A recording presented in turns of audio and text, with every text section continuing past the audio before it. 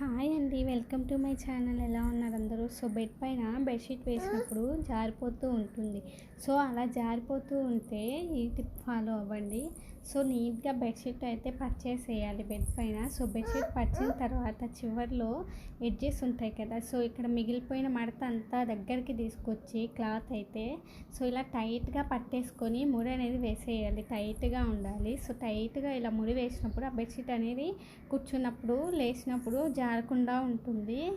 So చూపించిన విధంగా ఇలా దగ్గరికి లాగపెట్టి ముడి వేసేయండి క్లాత్ని అంతా కూడా, బెడ్షీట్ని.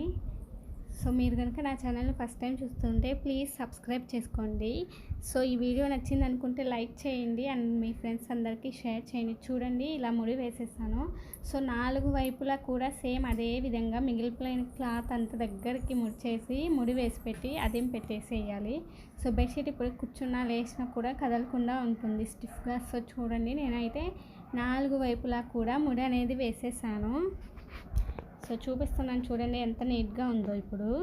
సో ముడులు అనేవి వేసేసాను బెడ్షీట్కి. సో ఇది చాలామందికి యూస్ఫుల్ అవుతుందండి.